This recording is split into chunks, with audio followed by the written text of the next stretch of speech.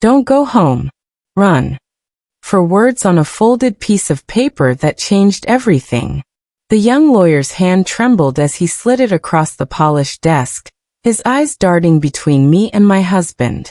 Martin sat beside me, his fingers warm on my shoulder, voice soft as honey. Just sign it, sweetheart. It's just a formality. My pen hovered above the signature line. Something felt wrong. The air in that sterile office was too thick, too quiet. I palmed the note quickly, my heart suddenly pounding against my ribs.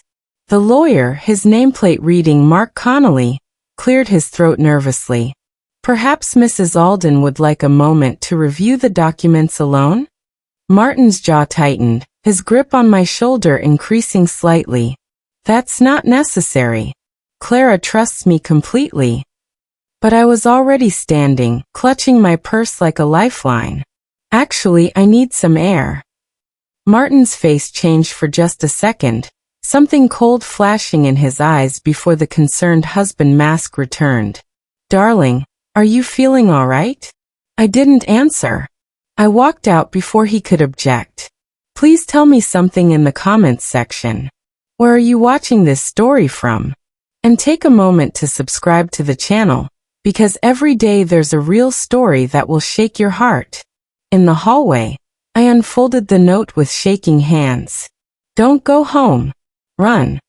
The words stared back at me, written in desperate, hurried script. This had to be a mistake. Some notes meant for someone else, mixed up with my documents. But Mark's terrified eyes flashed in my memory, the way his hand shook when he passed it to me. My phone buzzed. Martin's name appeared on the screen. Where are you? Come back inside. I stared at the message, something heavy settling in my stomach. For the first time in 12 years of marriage, I felt afraid of my husband. I deleted the message without responding. My legs moved automatically, carrying me toward the elevator, then through the lobby, then out into the afternoon sun. Behind me, I heard the office building doors swing open. Clara! Clara, wait! Martin's voice echoed across the parking lot. I didn't look back. My fingers fumbled with the car keys. The engine roared to life and I pulled out of the parking space too fast, tires squealing. In my rearview mirror, I saw Martin standing on the sidewalk, his face twisted with something I'd never seen before. I drove without thinking, taking random turns until I was sure no one was following me. My name is Clara Alden. I'm 69 years old, and until today, I thought I knew what love was. I thought I knew my husband. We'd been married for 12 years after I lost my first husband, Thomas, to cancer.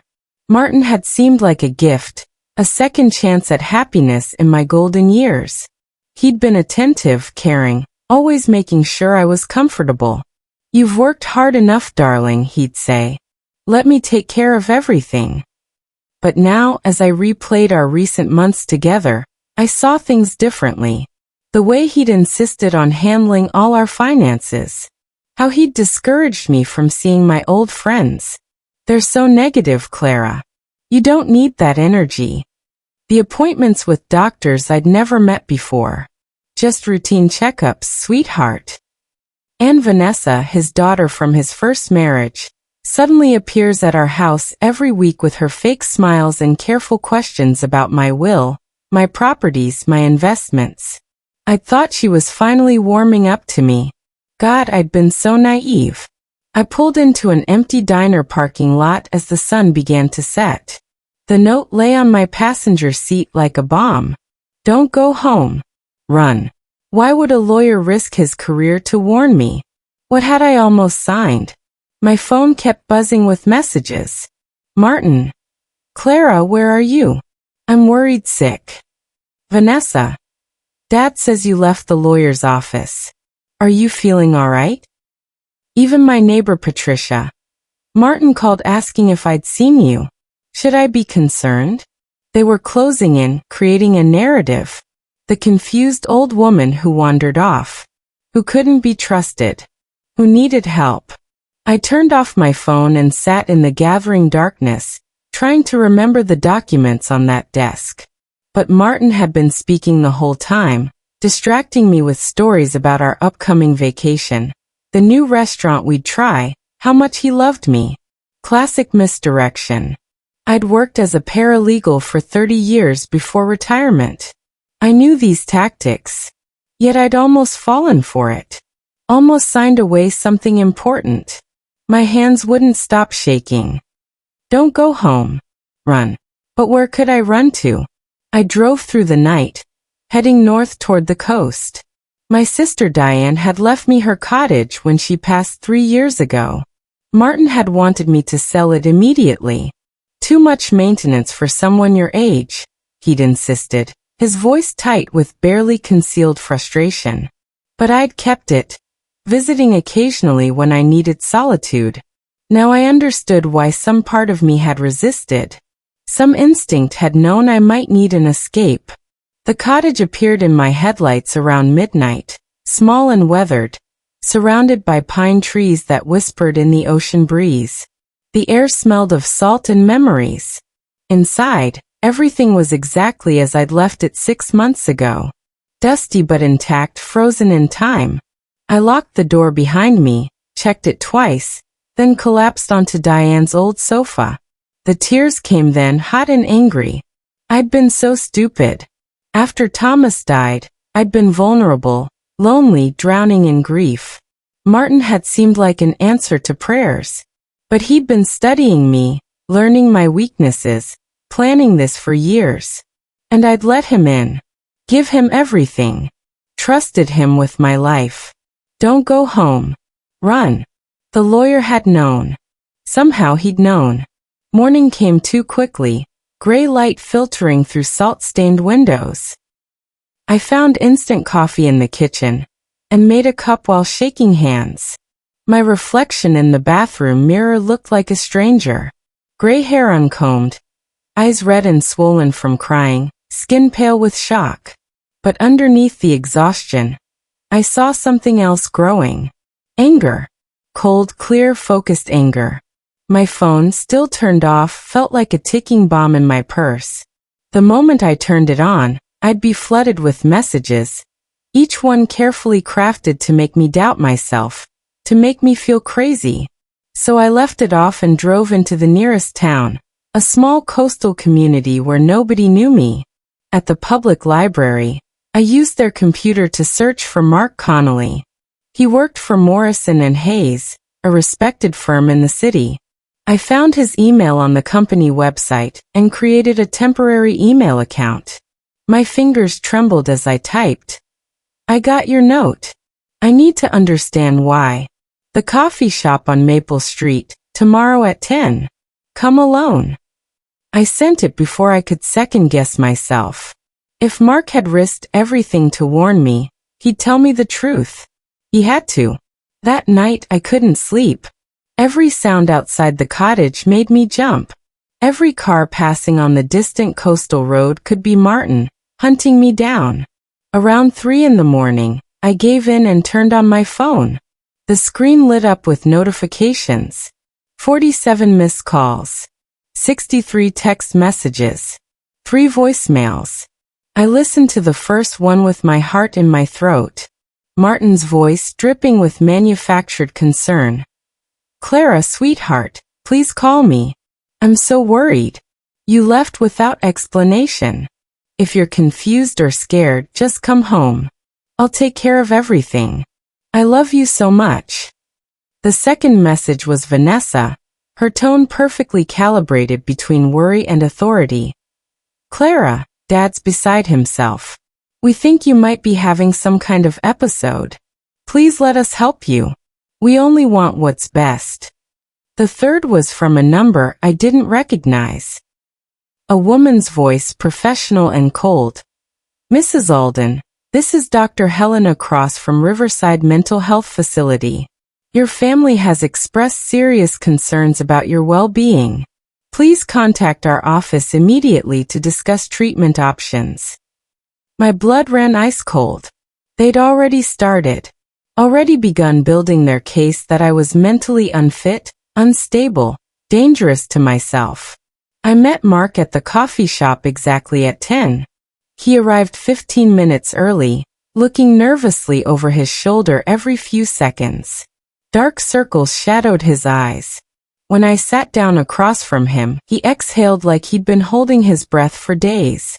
"Thank God you're all right," he said, his voice barely above a whisper. "I wasn't sure you'd understand the note. I wasn't sure you'd run." I leaned forward, keeping my voice low. "Explain. Everything. Why did you warn me?" Mark glanced around the nearly empty cafe, then pulled a folder from his briefcase with trembling hands. 3 weeks ago, Martin Alden and his daughter Vanessa came to our firm. They wanted to establish a guardianship petition. They claimed you were showing signs of severe dementia, becoming a danger to yourself and others. They had documents, medical evaluations, witness statements, everything perfectly organized. My stomach twisted into knots. Medical evaluations? From whom? I haven't seen a doctor in months except for my regular checkup. Mark's expression darkened. Dr. Helena Cross. According to the paperwork, she'd evaluated you twice over the past 2 months. Detailed psychiatric assessments documenting your declining mental state. I shook my head, the room spinning slightly. I've never met that woman in my entire life. Mark slid the folder across to me with careful, deliberate movements. That's what I suspected. When I reviewed the paperwork you were about to sign yesterday, I realized it wasn't just a simple power of attorney like Martin claimed. It was a complete transfer of assets, disguised as routine estate planning. Once you signed, everything you own would be in Martin's name. Your house, your savings, your investments, everything. All of it is gone. I opened the folder with numb fingers. Inside were documents that made my vision blur. Psychiatric evaluations claiming I had progressive dementia with aggressive symptoms. Statements from neighbors saying I'd been acting strangely, forgetting conversations, wandering confused through my own house. Financial records showing erratic spending patterns that supposedly proved I couldn't manage money anymore. All fabricated. All lies. But they looked so official, so professional, so utterly convincing. How did they forge these? I whispered, my voice breaking. Mark's jaw tightened with barely contained rage. Vanessa works as a nurse practitioner. She has access to medical letterhead, understands the terminology, and knows exactly how these documents should look. And Martin clearly has connections to people willing to lie for money. The neighbor statements? I tracked down 2 of them. Complete forgeries. Those people don't even exist. I felt sick. What exactly was I about to sign yesterday? Mark pulled out another document, this one covered in dense legal text.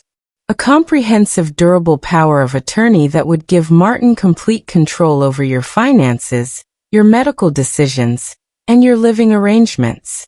Combined with the guardianship petition they filed separately with the court, you'd essentially lose all legal rights.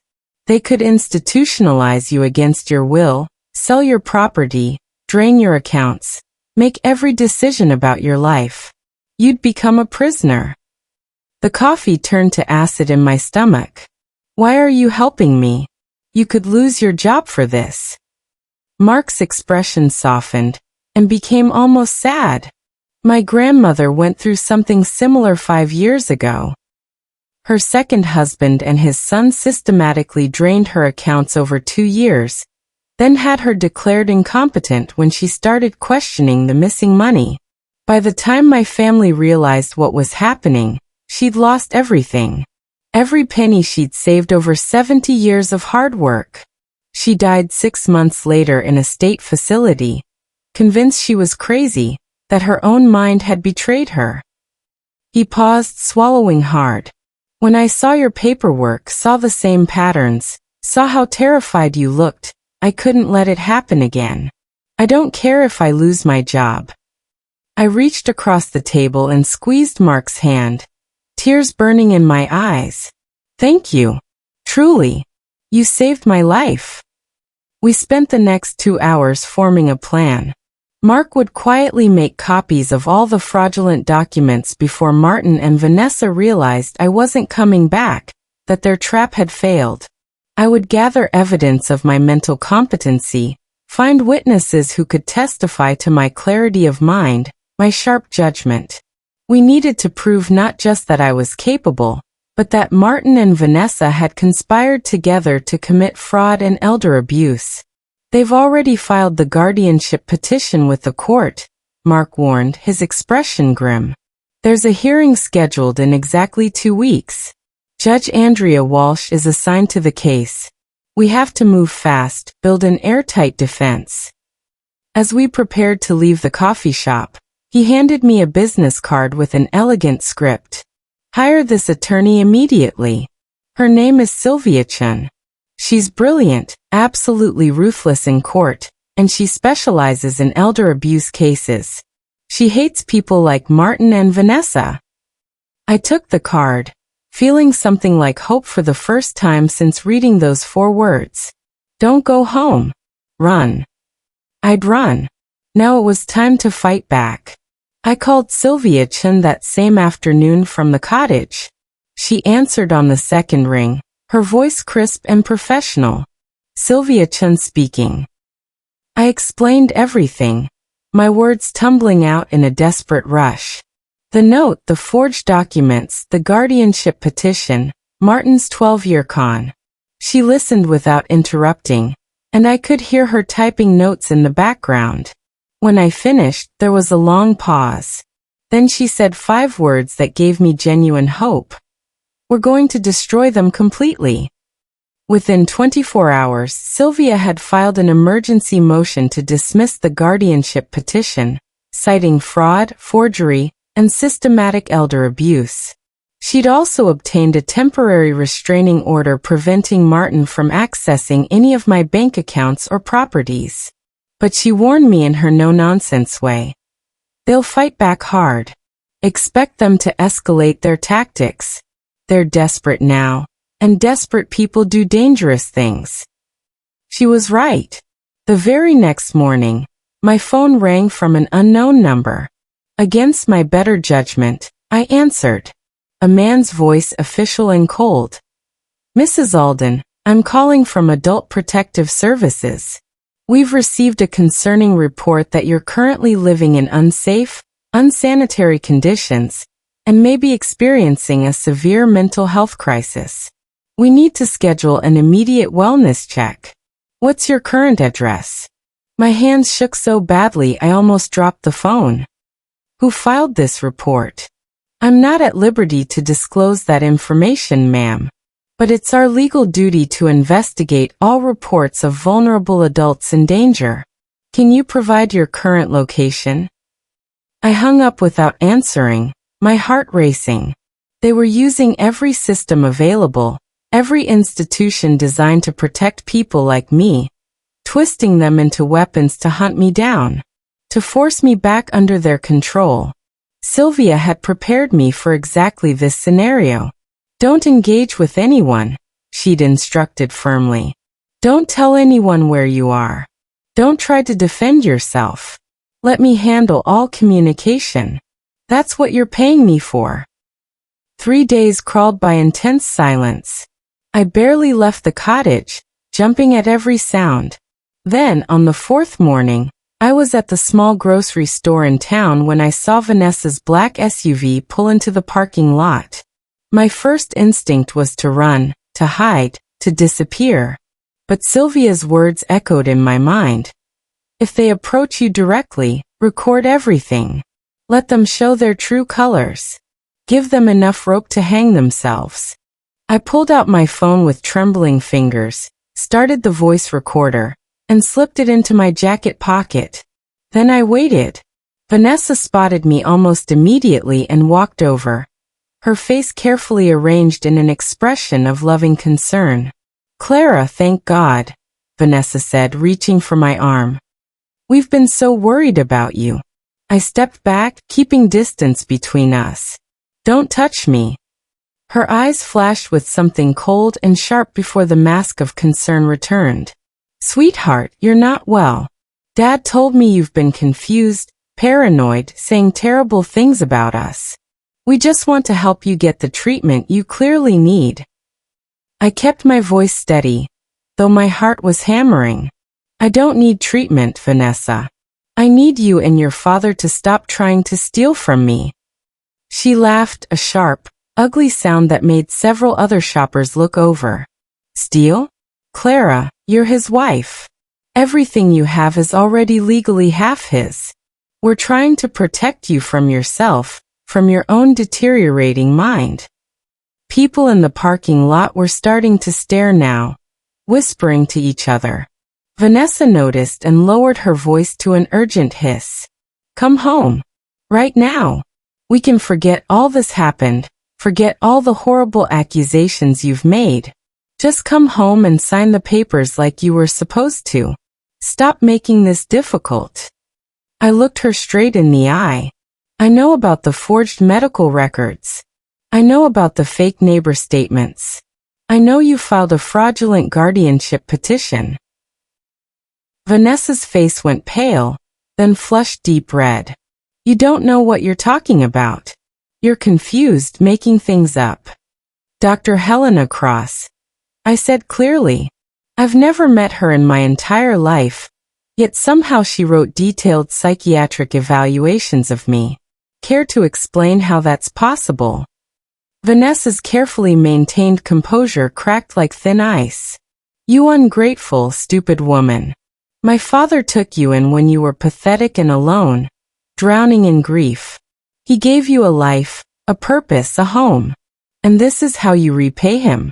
By making insane accusations, by turning his own lawyer against him. By refusing to be robbed, you mean. She stepped closer, her voice dropping to a venomous whisper meant only for me. You think you're so smart? You're just a confused, crazy old woman who'll be locked in a facility within a month.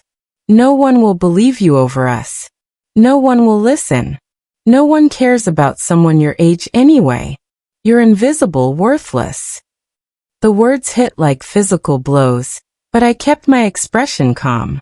The recording in my pocket was capturing everything, every threat, every slip of the mask. We'll see what the court thinks about that.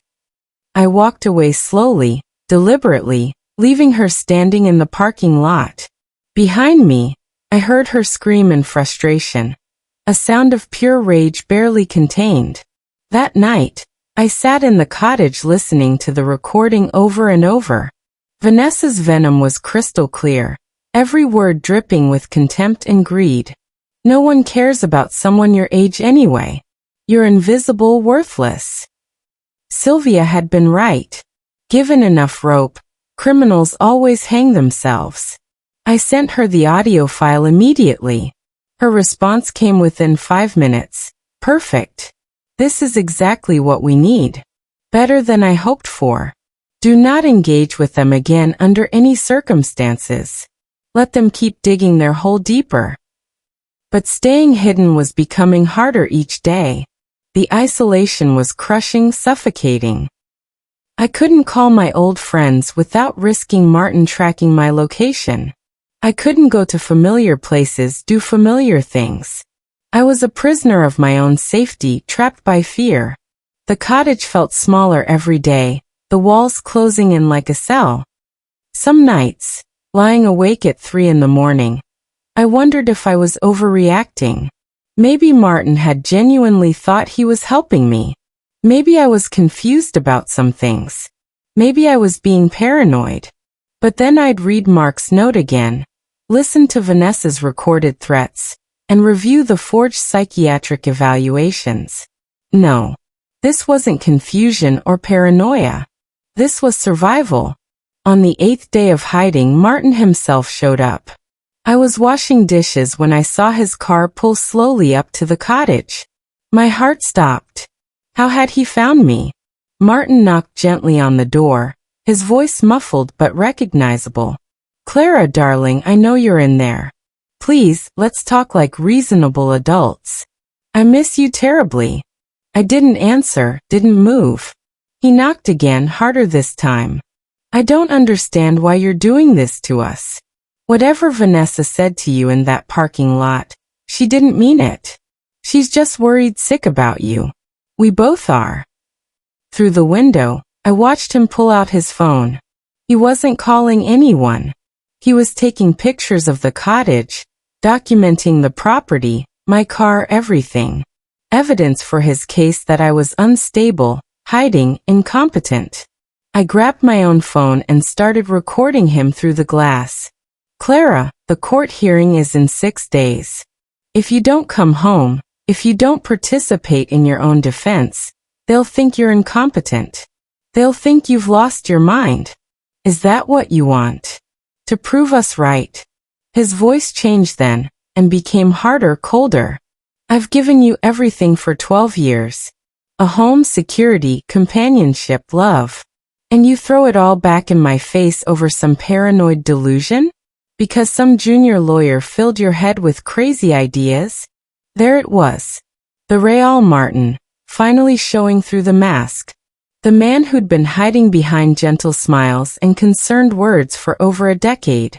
You have two choices, Clara, Martin continued, his voice taking on a threatening edge. Come home right now and we'll fix this together. We'll get you the help you need, sort everything out like adults. Or stay here hiding like a frightened child and watch everything you own disappear. Your house, your savings, your dignity, your freedom. All gone. Vanessa and I will make sure of that. He stood there for another 5 minutes, trying different tactics. Pleading, then angry, then concerned, then threatening again. Each personality shift is more disturbing than the last. Finally, he got back in his car and drove away, tires spitting gravel and dirt.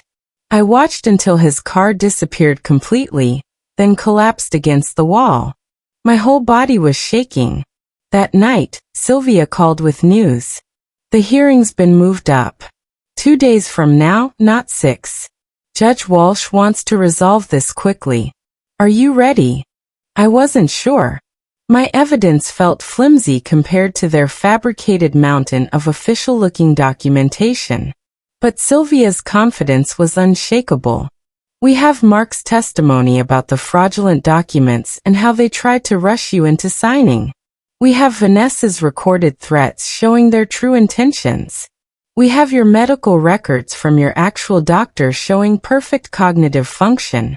And I've subpoenaed Dr. Helena Cross. She'll have to appear and explain under oath how she evaluated a patient she never met. Trust me, Clara. We've got this. The courthouse felt like a cathedral of judgment. All cold marble and echoing footsteps. I arrived early with Sylvia, Mark following close behind looking pale but determined. Martin and Vanessa sat on the opposite side of the courtroom with their attorney, a sharp-looking woman in an expensive suit named Catherine Pierce. Martin stared straight ahead, refusing to meet my eyes. Vanessa glared at me with pure hatred. Judge Andrea Walsh entered, an older woman with steel-gray hair and eyes that missed nothing. This is a guardianship petition filed by Martin Alden regarding his wife, Clara Alden, aged 69, claiming mental incompetency and requesting full legal guardianship. Mrs. Alden has filed a countermotion alleging fraud, forgery, and systematic elder abuse. Catherine stood smoothly, her movements practiced and confident. Your Honor, Mr. Alden is simply a concerned husband trying to protect his beloved wife from her own declining faculties. We have extensive medical documentation proving Mrs. Alden's mental deterioration. Sylvia rose, her voice calm but commanding. Your Honor, we have evidence that this documentation is entirely fraudulent, part of a calculated, systematic plan to defraud Mrs. Alden of her assets, her autonomy, and her freedom. Judge Walsh gestured for them to proceed. Let's see what you both have. The next hour was brutal. Catherine presented the forged medical evaluations, the fake neighbor statements, testimony from paid witnesses claiming they'd seen me acting confused and disoriented. Catherine painted a heartbreaking picture of a sad, declining woman in denial about her own condition, lashing out at family members trying to help her. "Mr. Alden has tried everything," she said with emotion. Gentle encouragement, professional intervention, patient understanding. But Mrs. Alden has become increasingly paranoid, making wild accusations against the people who love her most. Then Sylvia stood, and the temperature in the room seemed to drop. She began methodically, surgically dismantling their case piece by piece. First, she called Dr. Raymond Foster, my actual physician for 20 years. He testified that I'd had a complete cognitive evaluation just 3 months ago and scored perfectly in all areas. No signs of dementia, confusion, memory loss, or mental decline whatsoever. Catherine tried to argue his evaluation was outdated, that my condition had deteriorated rapidly. Then Sylvia presented my financial records, bank statements, and investment portfolios. "As you can see, Your Honor, Mrs. Alden has managed complex investments, property maintenance, tax filings, and charitable donations with complete accuracy and clarity. There is absolutely no evidence of erratic spending, confusion, or financial mismanagement." Next came my friends and neighbors. Agnes from my book club testified about our recent discussions of complicated novels. My accountant confirmed I'd filed my own taxes flawlessly. Patricia, my actual neighbor, testified that Vanessa had approached her asking leading questions designed to make me seem confused, but Patricia had refused to participate. "Mrs. Alden is one of the sharpest, most capable people I know," Patricia stated firmly. Catherine's confident expression began cracking, uncertainty creeping in. Then Sylvia called Mark Connolly to the stand. He explained in clear, precise detail how Martin and Vanessa had approached Morrison and Hayes with forged documents, how they'd pressured him to rush the paperwork through without proper review, and how he'd discovered the fraud. "They weren't trying to protect Mrs. Alden, Your Honor," Mark stated directly. "They were trying to rob her of everything she owned while destroying her reputation and freedom." The courtroom fell silent. Then Sylvia played the recording from the grocery store parking lot. Vanessa's voice echoed through the room, dripping with contempt. "You're just a confused, crazy old woman who'll be locked in a facility within a month. No one will believe you over us. No one cares about someone your age anyway. You're invisible, worthless." Vanessa's face went white as paper. Martin stared at the floor, jaw clenched so tight I could see muscles jumping. But Sylvia wasn't finished. She called Dr. Helena Cross to the stand. The woman who appeared looked nervous, constantly fidgeting with her notes, avoiding eye contact. Under oath, Sylvia asked in a clear, carrying voice, "Dr. Cross, how many times did you personally meet with Clara Alden to conduct your psychiatric evaluation?" Long, horrible silence. "Dr. Cross, please answer the question." The woman's voice was barely audible. "I never met her." "I'm sorry, could you repeat that louder for the court?" "I never met Clara Alden," Dr. Cross said, louder now. "I was paid $5,000 by Vanessa Alden to write the psychiatric evaluation based solely on information she provided. I never examined the patient. Never spoke to her. Never saw her." The courtroom erupted in shocked gasps and angry murmurs. Judge Walsh slammed her gavel hard. "Order! Order in this court!" She glared at Catherine, who was frantically shuffling through papers, clearly blindsided by her own client's deception. "Counselor Pierce, your client presented fraudulent medical testimony to this court?" Catherine's face was red. "Your Honor, I was absolutely not aware that the evaluation was fabricated. I relied on my client's representations that all documentation was legitimate." "Then you should have verified it. That's your job." The judge turned to Martin and Vanessa, her expression like ice. "Stand up. Both of you." They rose slowly, looking like criminals facing sentencing. Which, I realized with satisfaction, they now were. Judge Walsh's voice could have frozen fire. "I have been a judge for 27 years. I have seen many terrible things in this courtroom. But this is one of the most egregious, calculated cases of attempted elder abuse I have ever witnessed. You didn't just try to steal money. You tried to steal this woman's entire existence, her freedom, her dignity, her very identity." Martin tried to speak. "Your Honor, if I could just explain." "You'll have your chance to explain to a criminal prosecutor." Judge Walsh continued, her fury barely contained. "Not only is the guardianship petition denied completely and permanently, but I am referring this entire case to the district attorney for immediate criminal prosecution.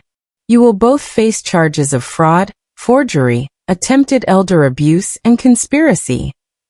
She turned to me, her expression softening slightly. "Mrs. Alden, I am granting your request for a permanent restraining order against both respondents. They are forbidden from contacting you, approaching your property, or making any claims whatsoever against your estate. Furthermore, I am ordering them to pay your legal fees in full and substantial damages for emotional distress." She paused, looking directly at Martin and Vanessa. "And to be absolutely clear for the record, Clara Alden is demonstrably of sound mind, sharp judgment, clear thinking, and remarkable courage. This court finds no evidence whatsoever of incompetency. In fact, she's shown more wisdom and strength than most people half her age." Those words broke something open inside me. Tears came, hot and relieved, washing away months of fear and doubt. Sylvia squeezed my hand. "You won," she whispered. "You actually won." As we left the courtroom, reporters crowded around, cameras flashing. Apparently word had spread fast about the dramatic case. I gave one brief statement, my voice steady. "No one should have to fight their own family to prove they're human. But if you must fight, fight with everything you have." That night, I slept soundly for the first time in weeks. The aftermath was strange and surreal. I returned to my house, the one Martin had tried to steal, and found it exactly as I'd left it weeks ago. But it felt different now, tainted by betrayal, haunted by memories I could no longer trust. I spent days scrubbing every surface Martin had touched, repainting walls, replacing furniture, slowly erasing him from my life. The news coverage was extensive and unforgiving. Local papers ran headlines like "Widow exposes elaborate family fraud scheme" and "Daughter arrested in elder abuse plot." Vanessa lost her nursing license permanently. Martin faced multiple felony charges with serious prison time. People I hadn't spoken to in years reached out. Some apologetic for believing the rumors Martin had spread. Others sharing their own devastating stories of family betrayal. I realized with growing horror how common this was, how many elderly people faced similar threats from the very people who should protect them. Sylvia and I started working on establishing a foundation to help others in my situation, offering legal resources, support, and advocacy. Mark kept in touch regularly, checking on me with genuine concern. He'd lost his position at Morrison and Hayes for breaking client confidentiality, but within a week, 3 prestigious firms had offered him better positions. "Turns out doing the right thing has a reputation value," he said with a slight smile. Who knew? But the nights remained hard. I'd wake up remembering Martin's gentle voice, his careful concern, wondering how much had been real. 6 months after the trial, I stood in my garden watching the sunrise paint the sky pink and gold. The roses I'd planted last spring were blooming magnificently, pink and yellow and red, filling the air with perfume. I'd learned their names, their care requirements, their individual quirks. I knew this garden now the way I'd never really known Martin. My phone buzzed with a message from Agnes. Book club tonight? We're discussing that thriller you recommended. The one about the woman who disappeared. I smiled and typed back. Wouldn't miss it for anything. Life had settled into a comfortable rhythm. The foundation was helping dozens of people facing similar situations, fighting back against those who saw age as weakness. Mark had become a genuine friend, someone I trusted completely. I'd even started dating again, very carefully, with eyes wide open and boundaries firmly set. People sometimes asked if I regretted marrying Martin, if I wished I'd seen the warning signs earlier. The truth was complicated. Yes, I'd been hurt deeply. Yes, I'd been betrayed by someone I loved. But I'd also discovered exactly how strong I was, how much fight I had left in me. They'd thought age made me weak, vulnerable, easy prey. They'd forgotten that age also brings wisdom, patience, and the kind of stubborn resilience that only comes from surviving. As I watered my roses in the golden morning light, I thought about Mark's note that started everything. Don't go home. Run. For simple words that saved my life. I'd run from danger. But more importantly, I'd run toward truth, toward justice, toward freedom.